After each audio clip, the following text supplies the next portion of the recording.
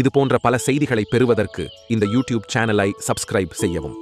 நீங்கள் இந்த தமிழ் செய்திகளை இப்பொழுது ஸ்பாட்டிஃபையிலும் கேட்கலாம். டிஸ்கிரிப்ஷன் பாக்ஸில் உள்ள லிங்கை கிளிக் செய்து பார்க்கவும்.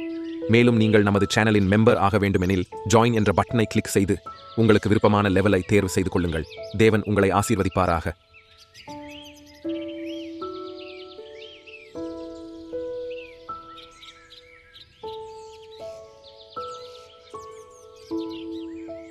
நானோ தரிசனத்தில் அரிசோனாவில் உள்ள டூசானில் இருந்து இச்சம்பவம் நடக்கின்ற இடத்தை நான் நிச்சயமாய் அறிந்திருக்க வேண்டும் என்ற நோக்கத்தோடு அவர் அதை காட்டினார்.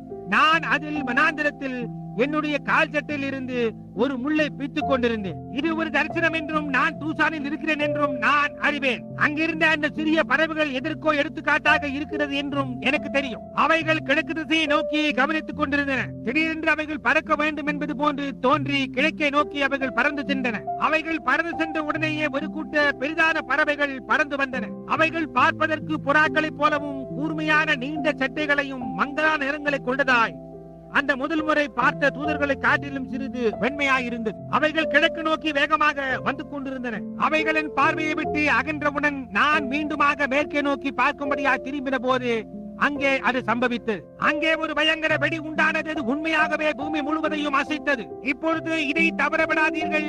ஒளிநாடாவை கேட்டுக் கொண்டிருக்கிறவர்களே, இதை சரியாக கேட்டோம் என்ற நிச்சயம் உள்ளவளாயிருங்கள். முதலாவது ஒரு வெடி சத்தம். அது ஒரு ஒலித்தடை என்று நான் நினைத்தேன். அல்லது நீங்கள் எப்படி வேண்டுமானாலும் அழைத்துக் கொள்ளுங்கள். ஆகாய விமானங்கள் செல்லும் போது ஒரு பயங்கரமான ஒலித்தடையை கடக்கும் பொழுது சத்தமானது திரும்பி பூமிக்கு வரும் அல்லவா, அது போன்றிருந்து அது அப்படியே அசைத்தது, முழக்கமிட்டது, எல்லாவற்றையும் செய்தது. பின்னர் அது ஒரு கால் பலத்த இடியும் மின்னலும் போன்று இருந்திருக்கலாம். நான் மின்னலை காணவில்லை. ஒரு பலத்த வெடியின் சத்தத்தை கேட்டேன்.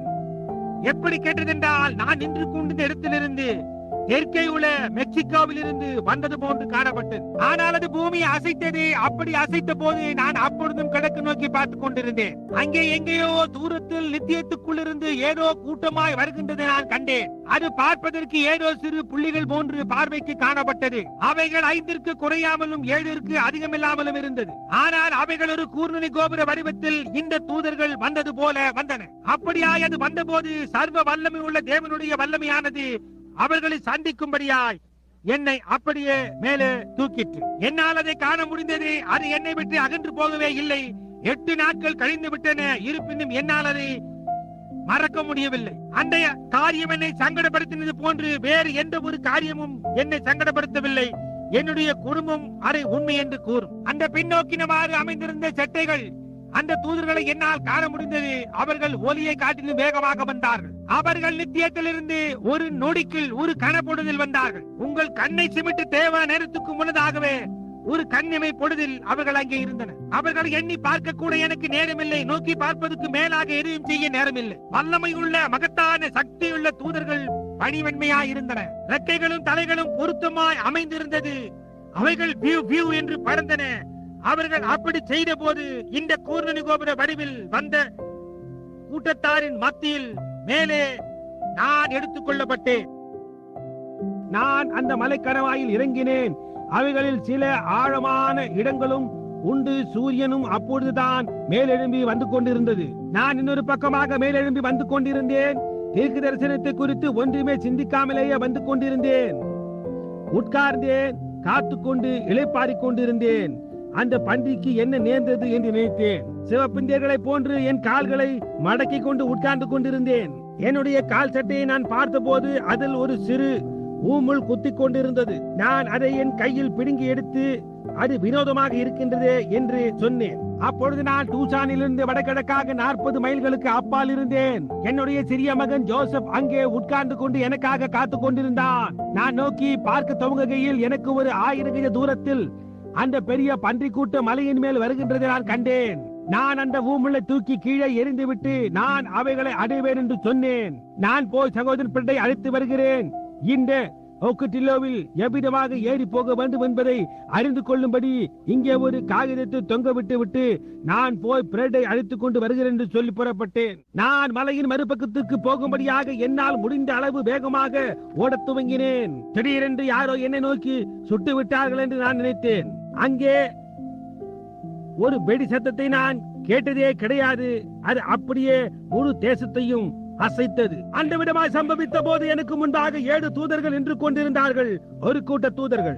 நான் சகோதரன் பெட்டையும் மற்றவர்களையும் கொஞ்சம் கழித்து சந்தித்தேன். அது என்ன என்றார்கள். நான் அதுதான் அது என்றேன். வீட்டிற்கு திரும்புங்கள், ஏனென்றால் இது கர்த்தர் உரைக்கிறதாவதா இருக்கிறது. இத்தனை காலங்களாக வேதாகமத்தில் மறைக்கப்பட்டிருந்த 7 ரகசியங்களும் இந்த ஸ்தாபனங்கள் மற்ற காரியங்கள் எல்லாவற்றையும் தேவன் இந்த 7 ரகசியங்களையும் 7 முத்திரைகளை உடைத்து நமக்கு வெளிப்படுத்தி கொடுக்க போகிறார். பூமியின் மேலிருந்து வந்த அந்த வட்டம் ஒரு மூடுபனியை போன்று உருவானது. அது அப்படி செய்த போது அது மலைக்கு சென்று அந்த வழியாக மேற்கு திசையில் வட்டமிட துவங்கியது. சிறிது கடத்து விஞ்ஞானவதை 30 மைல் உயரத்தில் 25 மைல் விட்டமளவில் கூர்நுனி கோபுர வடிவில் வட்டமிட்டுக் கொண்டிருப்பதை கண்டது. அன்று ஒரு நாள் அங்கு நின்று கொண்டிருந்த போது அந்த படத்தை வலது பக்கமாக திருப்பினேன். அப்பொழுது 7 சபை காலங்களில் இயேசுவானவர் காணப்பட்டது போன்று அவர் காணப்பட்டார். தலையில் ஒரு வெள்ளை நிற தோப்பா முடி போன்று இருந்தது. அது உச்ச தேவன் எனப்படுவதற்கு அறிகுறியாய் இருந்தது. அவர் அல்பாவும் ஒமேகாவும், அவர் முந்தினவரும் அவர் பிந்தினவருமாயிருந்தார். அவர் எல்லா நித்தியத்துக்கும் உச்ச நீதிபதியாய் அங்கே நின்று கொண்டு இந்த வேளையின் செய்தியை உறுதிப்படுத்தினார். சாயங்கால நேரத்திலே வெளிச்சம் உண்டாயிருக்கும்.